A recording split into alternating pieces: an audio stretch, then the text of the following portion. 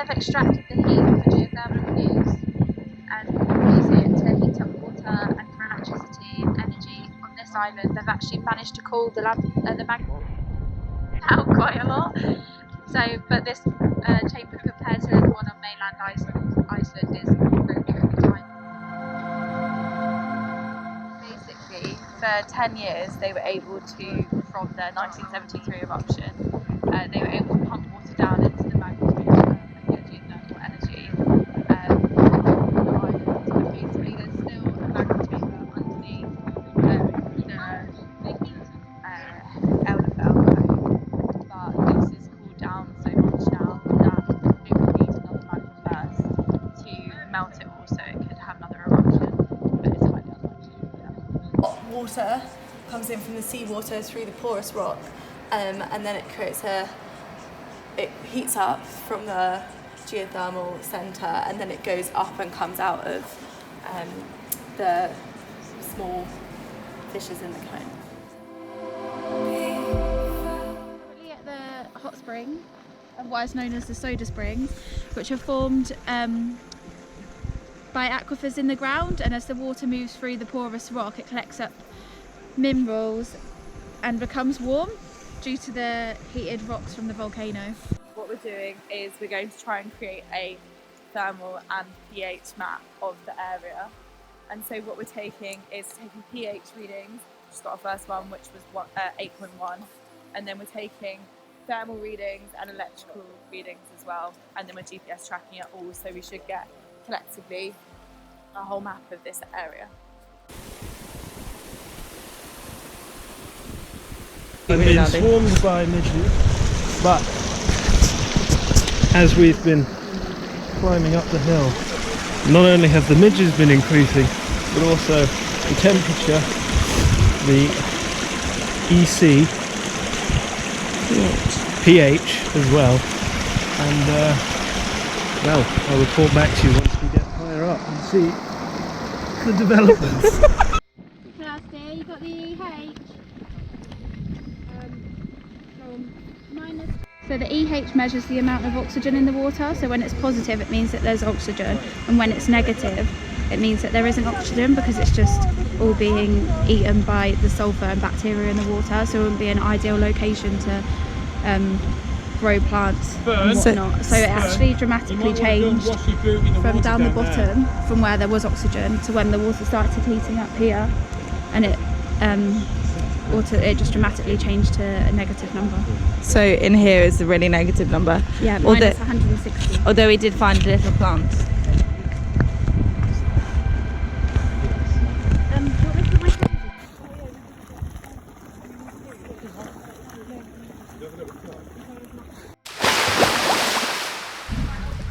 I think it's alright. Oh, it's recording.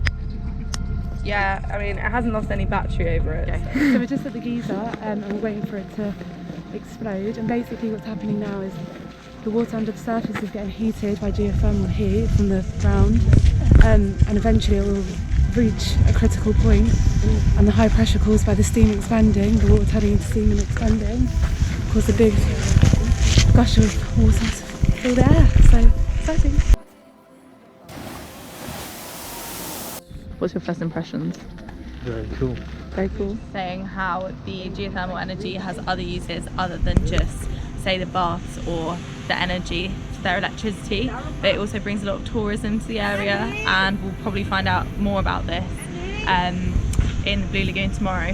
But they've also used the land to make the most out of their tourism, so they've got lots of centres, cafes, shops, hotels, Restaurants. cottages, restaurants, yeah, so they're making their money.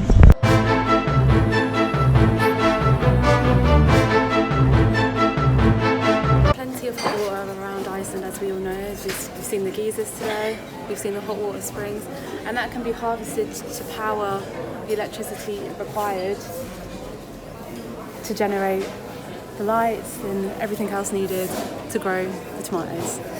So there's these pipes underneath here, the white pipes, which are all around, and they're fueled by the hot spring that's really near here. And basically, that keeps the whole greenhouse heated for the whole year.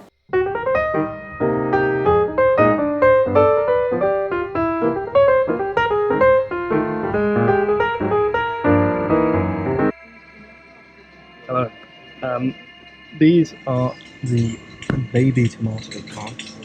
I don't know if you can saplings. Anyway, in this area they grow for about 6 months until they flower, and then they get put up next to some of these ones as they trim away the leaves with tomatoes. So the three things needed to exploit geothermal energy is a heat source, which is ideal in Iceland because it's a volcanic area, permeable rock and water. It's one of 8 power stations, and this one alone can produce enough energy to fuel the whole of Iceland.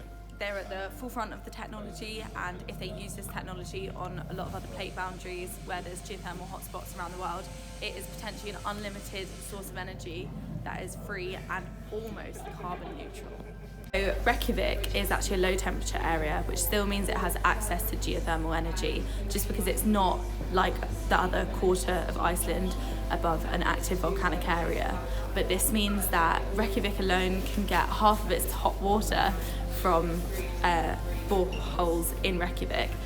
So this power station only gives Reykjavik half of its energy requirements.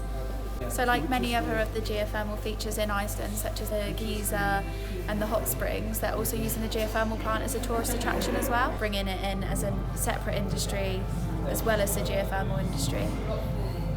Geothermal energy is 30% of the renewable energy created in Iceland, and renewable energy sources contribute to 96.96% of the total energy provided, so it's very good. So in these tanks over here, which you can't quite see, just about over, is drinking water, where they get the hot water straight from the boreholes, and it goes in pipes, and it doesn't ever mix because it's dissolved all the gases from the groundwater as it gets pumped past the magma. It basically means that it's then heating up the fresh water but not contaminating it, and then it's being transported to Reykjavik city. The distance covering the system is the equivalent of the distance from Iceland to Milan. So they have 4 turbines that are in use here, which is to produce the 350 kilowatts of energy. However, sometimes because it's coming from a natural geothermal source, and as we saw with the geyser, the steam's very interchangeable. It means that they have these 2 other Backups. Yeah. Turbines on standby, so they can get to that full 350 kilowatts if needed. Okay, so what they have developed here is something called carbon sequestration. So what they do with the water is they take it out, separate the carbon dioxide and the other non-greenhouse gas stuff, and then they take that carbon dioxide, put it back into the vessel, and it fuses with the water, right? And over 2 years, which they thought it would take longer, they thought it would take thousands of years, it only takes 2, it then becomes a mineral called pyrite, otherwise known as fool's gold. The pipes also need to be cleaned and scrubbed, so when they're scrubbed, they use the silica that clogs up the pipes to make other products, such as face masks, and they sell the silica to other companies to produce that, so nothing ever gets wasted.